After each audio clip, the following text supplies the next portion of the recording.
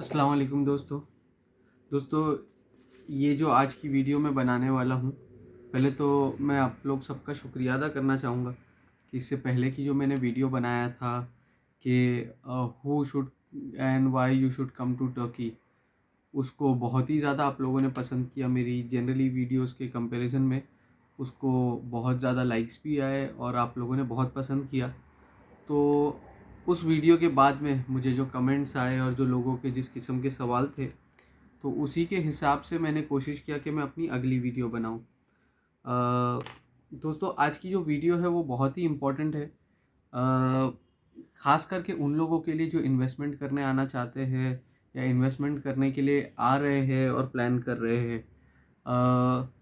ये सवाल बहुत ज़्यादा लोगों का होता है और बहुत कॉमन है कि टर्की में आपको प्रॉपर्टी कहाँ लेना चाहिए। ये बहुत ही इम्पोर्टेंट सवाल है।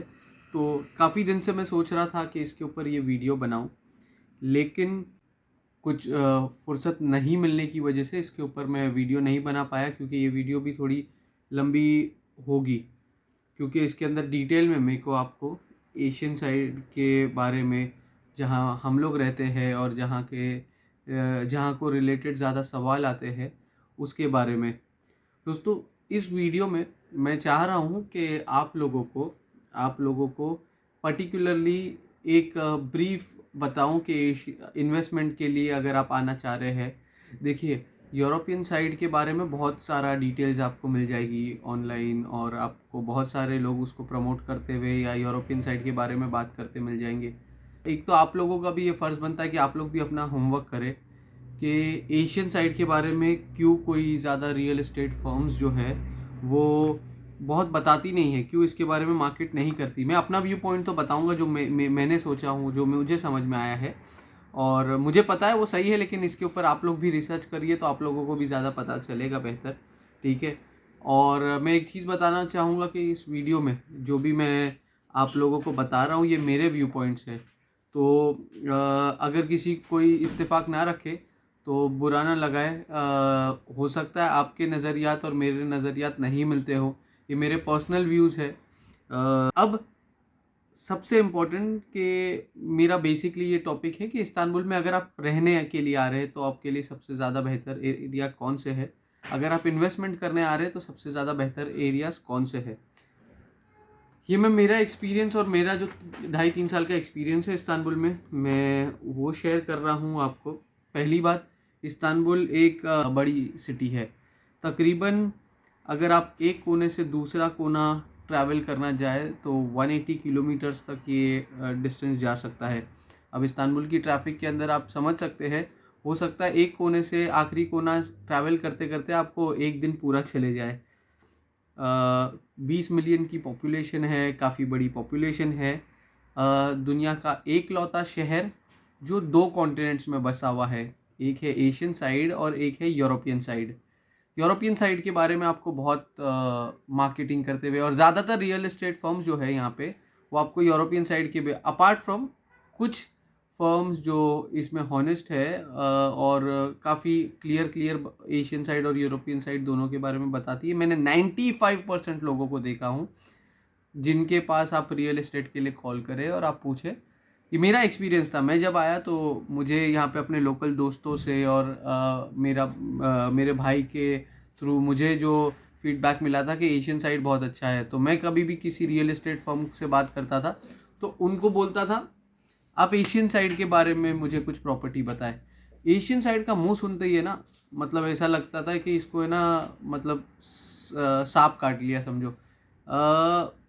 वो जैसे एशियन साइड का नाम बोले ना तो वो नहीं, वो आपको अलग अलग रीजंस देंगे। ठीक है। कोई बोलेगा एशियन साइड बहुत लंबा है, इसके ऊपर हम लोग डिस्कस करेंगे कि एशियन साइड कितना लंबा है।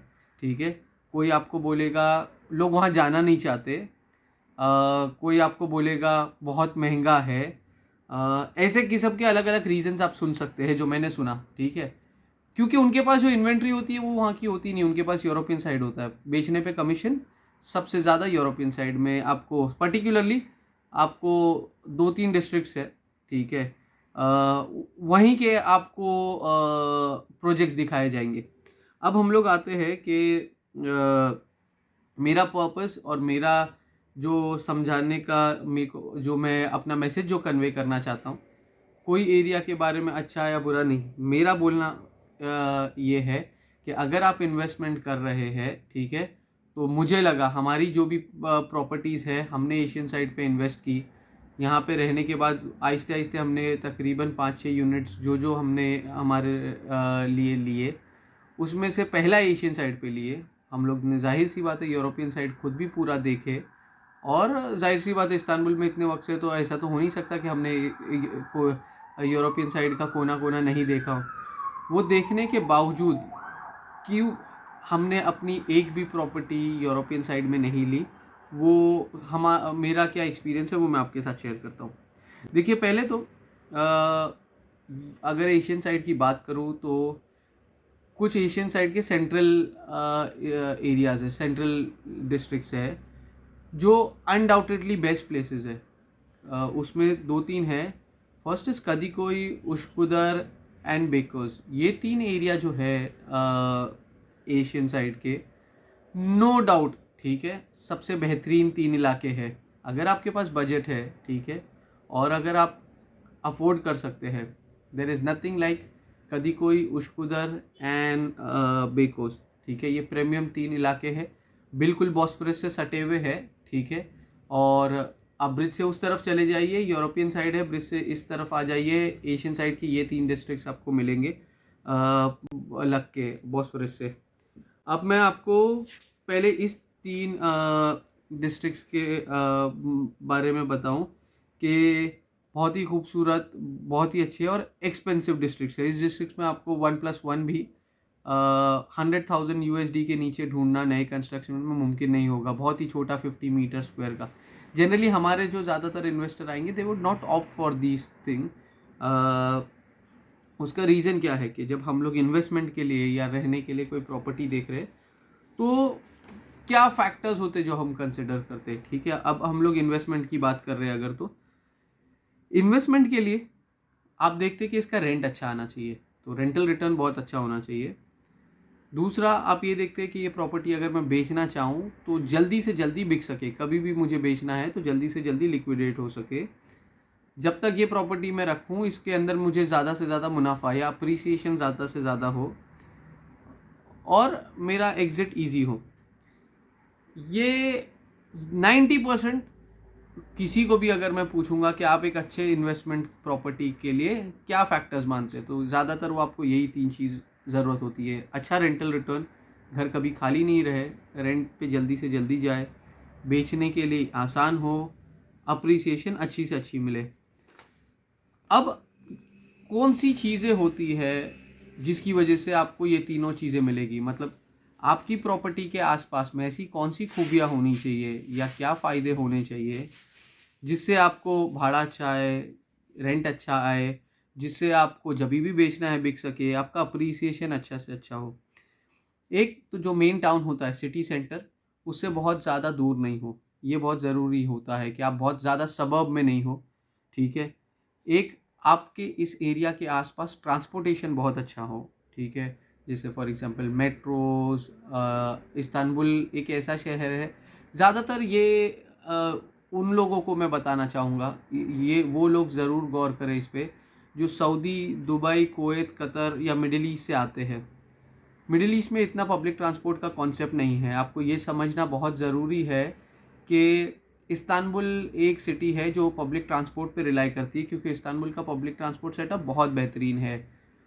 Metros, buses, metro buses, sea buses, Marmaray train, सबसे बड़ा मोड ऑफ ट्रांसपोर्ट और सबसे बड़ा एसेट जो है यहाँ का पब्लिक ट्रांसपोर्ट में, आई थिंक इज़ मारमराई ट्रेन। आप मारमराई ट्रेन लेके एशियन साइड से यूरोपियन साइड, एशियन साइड के सबब से आप 40 मिनट्स में सिरकेची पहुंच सकते हो, if you are close to the Marmaray train, metro. आप ये चीज़ ज़रूर गौर करें।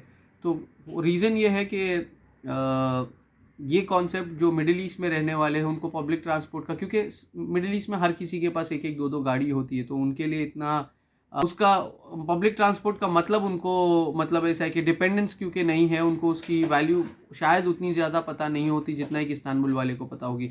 इस्तांबुल में रिलायंस पब्लिक ट्रांसपोर्ट पे बहुत ज़्यादा है, आपकी प्रॉपर्टी पब्लिक ट्रांसपोर्ट से करीब है, ठीक है, तो आपकी प्रॉपर्टी हमेशा रेंट अच्छे मिलेंगे आपको, जल्दी बिक जाएगी, जो जो पैरामीटर्स आप ढूंढ रहे, जो जो आपको चाहिए वो सारा मिल जाएगा। नियर टू, एक ट्रांसपोर्टेशन से नज़दीक होना, लोकेशन अच्छा होना, सबसे इम्पॉर्टेंट चीज़, ठीक है, कि अगर वो आपकी प्रॉपर्टी, ठीक है, टर्किश के नज़र में, एक लोकल टर्किश की नज़र में अच्छी है, तो ये चीज़ जो मैं बोलने जा रहा हूँ वो बहुत इम्पोर्टेंट है समझने के लिए। टर्की में आज भी 97% जो बायर है, ठीक है, वो लोकल टर्किश खुद ही है। आज भी फॉरेनर का बाइंग परसेंट सब बाइंग में 3% है। सो 97% प्रॉपर्टी यहाँ की कौन खरीदता है? लोकल टर्किश खुद खरीदता है। तो कभी भी आप अगर ऐसे एरिया में इन्वेस्ट करें जहाँ पे लोकल टर्किश की डिमांड बहुत ज़्यादा है, ठीक है, ज़्यादातर एरियाज़ में होगी क्योंकि 97% होती, लेकिन कुछ कुछ एरियाज़ में नहीं होगी। फॉर एग्जांपल जैसे कि कुछ एरियाज़ जहाँ पे ज़्यादातर फॉरेनर्स रहते हैं, मैं टर्किश लोगों के साथ में यहाँ पे मेरा जो एक्सपीरियंस है, जब एक एरिया, फॉर दैट एग्जांपल एसीन्यूर्ट या बेलिकदुज़ु की आप बात कर ले, तो वहाँ पे फॉरेनर्स की तादाद काफ़ी ज़्यादा है, तो वहाँ पे ज़्यादातर खरीद बेच जो चलती है वो फॉरेनर्स टू फॉरेनर्स भी चलती है। लोकल टर्किश के नज़र में वो एरियाज़ उतने पॉपुलर या उतने अच्छे नहीं हैं, ठीक है, जो स्पेशली जो एशियन साइड पे रहता है वो वहाँ तक मैंने हम लोग ने जो देखे लोकल टर्किश लोग जो बॉस्फोरस के उस तरफ यूरोपियन साइड पे भी काम करते हैं, उनमें से बहुत ज़्यादा लोग, ठीक है, एशियन साइड पे रहते हैं, वो काम उस तरफ करते हैं लेकिन घर उनके एशियन साइड पे है। तो लोकल टर्किश की नज़र में अगर आपकी प्रॉपर्टी अच्छी है, मेरे बहुत सारे दोस्त हैं, तकरीबन 30-35 दोस्तों के फ्लैट्स जो मैं यहाँ पे जानता हूँ जिन्होंने लिया है, मिडिल ईस्ट में है, लेकिन उनकी प्रॉपर्टीज़ जो है, ठीक है, उनकी प्रॉपर्टीज़ जो है उस पर रेंट पे लोकल टर्किश है, ठीक है। तो अगर लोकल टर्किश एरियाज़ में आपका प्रेफरेंस है, रेंटल हमेशा अच्छा आएगा, जब आप इसको बेचना चाहोगे हमेशा बिक जाएगा, क्योंकि जो एरियाज़ में फॉरेनर्स ज़्यादा है उस एरिया में, मान लीजिए आज फॉरेनर्स बहुत ज़्यादा आ रहे हैं, कभी इन्होंने उस पर पाबंदी लगाई या रिस्ट्रिक्शंस लगाई, फॉर एग्जांपल जैसे एसीन्यूट में कानून है कि आप, जो फॉरेनर फर्स्ट टाइम आता है वो वहाँ पे प्रॉपर्टी रेंट पे नहीं ले सकता, तो इससे कहीं ना कहीं आपके यहाँ आने वाला रेंटर तो अब कम होता है। ये चीज़ें देख के अगर आप टर्किश एरिया में हैं तो आपकी प्रॉपर्टी को कभी भी रेंटर मिल जाएगा। तो कौन से फैक्टर्स? एक, सेंटर से बहुत ज़्यादा दूर नहीं हो, ट्रांसपोर्टेशन से करीब हो, लोकेशन अच्छी हो, टर्किश एरिया हो, प्रॉपर्टी बहुत ज़्यादा पुरानी नहीं हो। मेरे हिसाब से आइडियल एज प्रॉपर्टी की जो होनी चाहिए वो 0 to 10 ईयर्स, नई कंस्ट्रक्शन से 10 साल तक की बिल्डिंग होनी चाहिए मैक्सिमम। अगर एरिया आपको लोकेशन बहुत अच्छा मिल रहा है और कंस्ट्रक्शन क्वालिटी बहुत अच्छी है, 12-13 साल मैक्सिमम, ये age 0 to 13 years ideal age है प्रॉपर्टी की जिसमें आप बाय कर सकते हैं। आपकी प्रॉपर्टी के आसपास कुछ अच्छे बड़े प्रोजेक्ट्स हो, फॉर एग्जांपल सी कोस्ट हो, बड़े फाइनेंस सेंटर्स हो, यूनिवर्सिटीज़ हो, बड़े हॉस्पिटल्स हो। लोग मुझे स्कूल्स का पूछते हैं कि स्कूल्स आसपास हो। टर्की में बेसिक स्कूल इतना इंफ्रास्ट्रक्चर है, 11-12 तक हर डिस्ट्रिक्ट कहीं पे भी आप चले जाए आपको स्कूल वगैरह बराबर मिलेगी। बड़ी बड़ी यूनिवर्सिटीज़ हो, ये सारी चीज़ें एक इम्पॉर्टेंट है कि कमर्शियल हब हो, आईटी के हब हो आपके आसपास, हॉस्पिटल एरिया हो ज़्यादा। यहाँ पे कुछ कुछ एरियाज़ है जहाँ पे बहुत ज़्यादा प्राइवेट हॉस्पिटल्स है, जैसे फॉर एग्जांपल मैं देता हूँ अताशहर में कुचुक बक्कल कोई करके एक एरिया है, वो एरियाज़ में आसपास में सारे बड़े बड़े हॉस्पिटल्स ही है, ठीक है।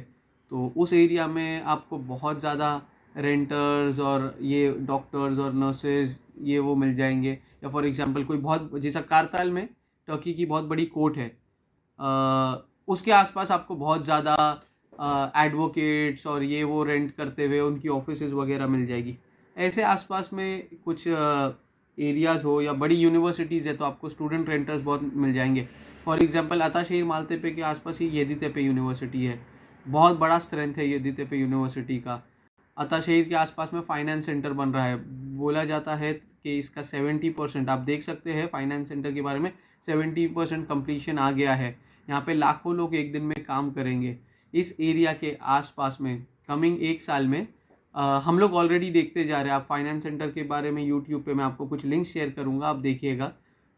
मतलब ऐसा है कि ये जो फाइनेंस सेंटर है सिर्फ इस्तांबुल का फाइनेंस सेंटर नहीं बन रहा है, ये टर्की का फाइनेंस सेंटर बन रहा है। तो टर्की की जो सेंट्रल बैंक है उसकी जो ऑफिस उसका बैंक यहाँ पे होगी, टर्की की सेंट्रल बैंक। सब बड़ी बड़ी बैंक्स की एक एक बिल्डिंग है पर्टिकुलरली। तो इसके आसपास में आपको काफ़ी अच्छा ग्रोथ और रेंटल, क्योंकि फाइनेंस सेंटर के लिए इन लोग 4 से 5 अलग अलग रूट से मेट्रोज को भी कनेक्ट कर रहे हैं ऑलरेडी। मेट्रोज वगैरह है। तो एक चीज़ इम्पॉर्टेंट है कि आपके आसपास में क्या क्या चीज़ें हैं। अब फैक्टर्स हमने डिस्कस किया, transportation, close to the centre, good location, Turkish का एरिया होना चाहिए, प्रॉपर्टी बहुत पुरानी नहीं होनी चाहिए, आसपास कोई अट्रैक्शन होना चाहिए, सी फ्रंट हो गए, जैसे यहाँ पे साहिल है, यूनिवर्सिटीज़ है, फाइनेंस सेंटर्स है, हॉस्पिटल्स है, ये कुछ चीज़ें। अब हमको ये आइडेंटिफाई करना भी बहुत ज़रूरी है कि इन्वेस्टमेंट के लिए, अब मैं पहले इन्वेस्टमेंट के ऊपर ज़्यादा फोकस करूँगा क्योंकि ज़्यादातर आने वाले लोग यहाँ पे इन्वेस्टमेंट पर के नीयत से ज़्यादा आते हैं। इन्वेस्टमेंट के लिए आइडियल साइज़ या आइडियल इन्वेस्टमेंट बजट क्या है, ठीक है। फॉर एग्ज़ाम्पल किसी को $2.5 लाख इन्वेस्ट करना है सिटीजनशिप के लिए, तो अगर वो इन्वेस्ट करना चाह रहा है, ठीक है, तो उसके लिए आइडियल साइज़ क्या है, यूनिट्स क्या होने चाहिए आइडियल साइज़ के। सो आपको बहुत सारी कंपनी बोलेगी $2 लाख का एक घर ले लो, $2.5 लाख का एक घर ले लो फॉर एग्जांपल। क्या वो आइडियल साइज़ है, ये देखना बहुत ज़रूरी है। मैं आपको एक लिंक शेयर करूँगा डिस्क्रिप्शन में। अल जज़ीरा ने, ठीक है, अल जज़ीरा जो न्यूज़ चैनल है, उसने थोड़े दिन पहले टर्की में रेंटल अपार्टमेंट की शॉर्टेज है उसके ऊपर एक वीडियो बनाया है। गौर करने की बात यह है कि उस वीडियो में जो रेंटल अपार्टमेंट की शॉर्टेजेस बताई गई है वो अफोर्डेबल हाउसिंग की है।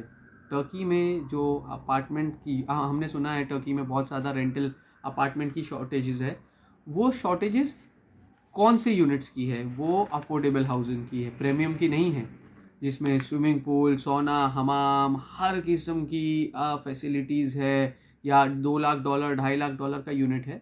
टर्की में ज़्यादातर तब का काम करने वाला है, नो डाउट यहाँ पे पैसे वाले लोग भी बहुत है, ठीक है, लेकिन जो डिमांड में साइज़ है, ठीक है, वो अफोर्डेबल हाउसिंग की है। मेरे हिसाब से ये अफोर्डेबल हाउसिंग के लिए जो बजट है, ठीक है, वो तकरीबन $60,000 से $90,000 के बीच का बजट है। तो आपको दूसरी एक चीज़ ये भी समझना ज़रूरी है कि टर्की में जनरली एक फैमिली साइज़ क्या है एवरेज। टर्की में जॉइंट फैमिली का कॉन्सेप्ट नहीं है, ठीक है। तो हमारे जो लोग इंडिया वगैरह से आते हैं वो यहाँ के 2 बेडरूम्स 1 बेडरूम्स देखते हैं तो बोलते भाई ये तो बहुत छोटे हैं। लेकिन आप ये भी देखिए, हमारे यहाँ पे वाइफ हस्बैंड और 3 बच्चे, या कभी कभी उनके मम्मी डैडी भी होंगे तो वो 2 बेडरूम हॉल किचन में एडजस्ट कर लेते हैं। तो वहाँ के और यहाँ के कल्चर में एक बहुत बड़ा फ़र्क है। यहाँ पे जनरली यहाँ पे वाइफ हस्बैंड और एक बच्चा, मैक्सिमम 2 बच्चा, ये बहुत बड़ी साइज़ बोल दिया मैंने। स्टूडेंट्स है, वर्किंग प्रोफेशनल्स है, अकेले अकेले रहने वाले लोग बहुत है टर्की में। दूसरी सिटी से आकर के जॉब करने वाले और काम करने वाले इंडिविजुअल्स की तादाद बहुत है, दूसरी कंट्रीज से आने वाले बहुत है। तो यहाँ पे जो आइडियल साइज़ है वो 1+1 या 2+1, और इसमें रहने वाले लोग होंगे 1 या 2। तो जब रहने वाले 1 या 2 है तो उनमें को स्पेशली हमारे यहाँ पे डबल बाथरूम्स वाले घर बहुत कम है, तो उनकी ज़रूरत ही नहीं क्योंकि रहने वाले लोग ही 2-3 होंगे। तो ये यहाँ की रिक्वायरमेंट नहीं है। छोटा यूनिट 1+1 2+1, एक एवरेज 70-80 मीटर स्क्वायर का अपार्टमेंट मैक्सिमम, ये एक यहाँ की आइडियल साइज़ है जो आपको, जिसकी यहाँ पे शॉर्टेज है। तो आप जब इसमें इन्वेस्ट करेंगे तो आपका हमेशा रेंटल अच्छा रहेगा, आपका हमेशा घर बिक जाएगा जल्दी से जल्दी। 3+1 4+1 बड़े यूनिट्स जितने आप जाएंगे उतना उसका मूवमेंट स्लो होता है। तो ये हमने सोचा कि डिमांड कौन सी चीज़ की है, तो मैं वो अल जज़ीरा की लिंक भी ज़रूर शेयर करूँगा। एवरेज बजट प्रॉपर्टी जो है मेरे हिसाब से $60,000 to $90,000, इस प्रॉपर्टी के अंदर आपको ज़्यादा से ज़्यादा रेंटल मिलेगा, ठीक है। और ज़्यादा से ज़्यादा अप्रिसिएशन भी मिलेगा क्योंकि शॉर्टेज इसकी है। अब हम लोग डिस्कस करेंगे जब हमको पता चल गया कि क्या फैक्टर्स है जो हमको ध्यान में रखना है, बजट कौन सा है, तो अब इस बजट में कौन से डिस्ट्रिक्ट सबसे आइडियल है वो भी हम लोग आपके साथ में शेयर करेंगे। मैंने सबसे पहले उस्कुदर कदीकोई बेकोस की बात किया। इस बजट की प्रॉपर्टीज़ जनरली आपको उस्कुदर कदीकोई बेकोस में नहीं मिलेगी। आपको कदीकोई उस्कुदर बेकोस अगर आपको लाख $150,000 $100,000 की प्रॉपर्टी चाहिए, आपको रहना है, एरिया अच्छा लगा, नो डाउट, मतलब ऐसा है कि ये प्रॉपर्टी में कदीकोई उस्कुदर और बेकोस की मैं आपको कुछ बेनिफिट्स बता देता हूँ। बॉस्फोरस के लक्के है, these are the central districts of Istanbul, तो ये सेंट्रल डिस्ट्रिक्ट्स ही है इस्तांबुल के। तो मतलब ऐसा है कि आप मेन सेंटर में ही हो जब आप इसमें जाते हो। तो कदीकोई और उस्कुदर में एक फ़र्क ये है कि कदीकोई में रहने वाले जो लोग हैं वो थोड़े मॉडर्न ख्याल के, या मॉडर्न फॉर एग्जांपल आपको थोड़े फंकी जीन्स पहने हुए लोग, मतलब ऐसा है कि म्यूज़िक आपको काफ़ी जगह पे कॉमन मिलेगी, आपको कैफ़ेज़ पब्स, अगर ये वाले कल्चर जैसी चीज़ें ढूंढ रहे तो कदीकोई आपके लिए बेटर है। आप अगर अच्छा माहौल, जैसे कि फॉर एग्जांपल आपको आसपास मस्जिदें, ज़्यादा दीनदार लोग, अगर आप ये ढूंढ रहे हैं तो उस्कुदर से खूबसूरत और उस्कुदर से अच्छी जगह नहीं हो सकती। तो ये फ़र्क है, जो जिनको कदीकोई पसंद आता है वो कदीकोई में लेगा, जिसको उस्कुदर पसंद आएगा वो उस्कुदर में लेगा। ये दोनों मैंने आप समझ गए होंगे कि दो अलग अलग किस्म की जगह है ये कदीकोई और उस्कुदर। बेकोस में जनरली प्रीमियम प्रॉपर्टी है। बेकोस थोड़ा ऊपर की तरफ बॉस्फोरस को लग के, वो भी एक बहुत अच्छी जगह है। इस डिस्ट्रिक्ट्स के एक और एडवांटेज है कि आप ब्रिज क्रॉस करके उस तरफ जाए और you are on the European side, तो आप 20 मिनट्स 25 मिनट्स की ड्राइव है आपको यूरोपियन साइड में कहीं पे भी जाना है। तो मतलब ऐसा है कि 15 मिनट्स से 25 मिनट्स डिपेंडिंग। आप मारमराई ट्रेन लेके जा रहे हो तो उसको उधर से आप मारमराई लिए, अगला स्टेशन सिरकेची है। सो सिरकेची वो स्टेशन है जिसके आसपास वो सुल्तान अहमद, हाया सूफिया, वो सारी चीज़, ट्रैम, एमुनुनु, एक स्टेशन है उस्कुदर से। उस्कुदर के बाद वाला स्टेशन इज सिरकेची। तो एक स्टेशन में आप एशियन साइड, अगला स्टेशन आप यूरोपियन साइड। इतना इजी है कम्यूट करना कदीकोई उस्कुदर और वहाँ से, नो डाउट। इसमें आपको रेंटल रिटर्न, क्योंकि इसमें प्रीमियम प्रॉपर्टी होगी, थोड़ी महंगी प्रॉपर्टीज़ होगी कदीकोई उस्कुदर में, तो आपको बहुत ज़्यादा रेंटल रिटर्न नहीं आएगा, लेकिन घर कभी खाली नहीं जाएगा। मतलब रेंटल रिटर्न अच्छा रहेगा, नो डाउट, बुरा नहीं रहेगा, लेकिन आपका घर कभी भी, कदीकोई उस्कुदर का डिमांड कभी ख़त्म नहीं होगा। मतलब ऐसा है कि, लेकिन हो सकता है कि वैल्यू फॉर मनी, जैसे कि अगर वहाँ पे 1.5 मिलियन टेले का घर है, तो जब आपकी प्रॉपर्टी महंगी होगी तो उसका रेंटल रिटर्न मेरे हिसाब से थोड़ा ऑन द लोअर साइड होगा बनिस्बत एवरेज प्रॉपर्टी के।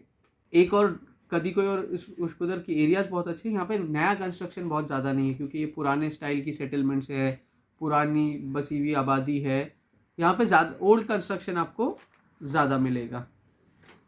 तो मैंने कदीकोई उस्कुदर के बारे में बताया। अब आपको मतलब ऐसा है कि फॉर एग्जांपल इन्वेस्ट करने के लिए आइडियल लोकेशंस, जिस पे हम लोग डिस्कस कर रहे थे, 60,000 टू $95,000 के आसपास की अमाउंट के लिए आइडियल लोकेशंस कौन सी है। तो ये एरियाज जो है, ठीक है, जो रहने के लिए भी पर्सनली अच्छी है, लेकिन रहने के लिए आपके पास और भी थोड़े ऑप्शंस है, ठीक है। ये मैं पर्टिकुलरली अगर आपको रेंटल रिटर्न्स और अप्रिसिएशन अगर आप फोकस कर रहे हैं तो मैं बताऊंगा, ठीक है। ये 60,000 टू $90,000 वाले ब्रैकेट के अंदर, इसमें उमरानिये, अताशहीर, मालते पे, ठीक है। अगर आप रेंटल इन्वेस्ट रिटर्न्स के ऊपर देख रहे हो, ठीक है, मेरे हिसाब से इतना अच्छा रिटर्न्स आपको, इतनी, क्योंकि ये जो अफोर्डेबल हाउसिंग के अंदर इस एरिया के ज़्यादातर मोहल्ले क्वालिफाई होते हैं, ठीक है। तो ज़्यादातर एक एवरेज जो टर्किश है, ठीक है, जो बहुत पैसे वाला नहीं है, lower middle class, upper middle class जो तबका है, वो उनका ये फेवरेट इलाके होंगे। प्लस इस एरिया के आसपास के कुछ फैक्टर्स मैं एक एक करके आपको बताऊंगा, ठीक है। अब पहले हम लोग अता शहीर लेते हैं। अताशहिर में सबसे इम्पोर्टेंट अताशहिर का फिनेंस सेंटर, ठीक है। आप अताशहिर फिनेंस सेंटर के बारे में रिसर्च कीजिए। ये टर्की के सबसे बड़े प्रोजेक्ट्स में से एक है। 23 स्टार्टिंग डेट है इसकी, 70% कंप्लीशन हो चुका है। ये स्टार्ट होने के बाद में लाखों लोग, टर्की की सारी बड़ी बड़ी बैंक्स, ये वो अंकारा से यहाँ शिफ्ट हो रही है। तो मुझे बोलने की ज़रूरत नहीं, आप अपना खुद होमवर्क कर लीजिए। अताशहिर फाइनेंस सेंटर की वजह से एक लोकल टर्क्स का फेवरेट एरिया है। मेट्रो मारमराय ऑलरेडी है। आप यूरोपियन साइड के कुछ सबब्स में सुनते होंगे कि, या यहाँ पे भी अगर बहुत आगे जाएंगे आप, मारमराय मेट्रो आ रही है। यहाँ पे मेट्रो ऑलरेडी 7-8 साल से है। अताशहिर को जो एक्सेस मिलता है वो, ठीक है। तो अताशहिर मेट्रो से करीब है, ठीक है। सबसे इम्पोर्टेंट मारमराय स्टेशन भी नज़दीक है।